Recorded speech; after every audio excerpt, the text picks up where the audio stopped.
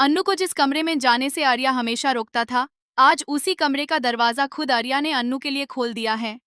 लेकिन अंदर जो अन्नू देखने वाली है, वो सिर्फ नंदिनी की याद नहीं, बल्कि आर्या की जिंदगी का वो राज हो सकता है जो सब कुछ बदल दे। अन्नू काफी वक्त से नंदिनी के बारे में जवाब ढूंढ रही होती है, इसलिए जब आर्या कहता है कि आज तक मैंने किसी को इस कमरे में नहीं आने दिया, लेकिन आज तुम मेरे साथ अंदर चलो, तो अन्नू हैरान रह जाती है।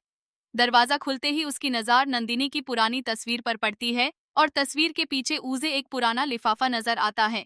अनु जैसे ही लिफाफा खोलने लगती है, आर्या अचानक उसका हाथ रोक देता है और कहता है, अन्नू, तुम ये सच जानने के लिए अभी तैयार नहीं हो।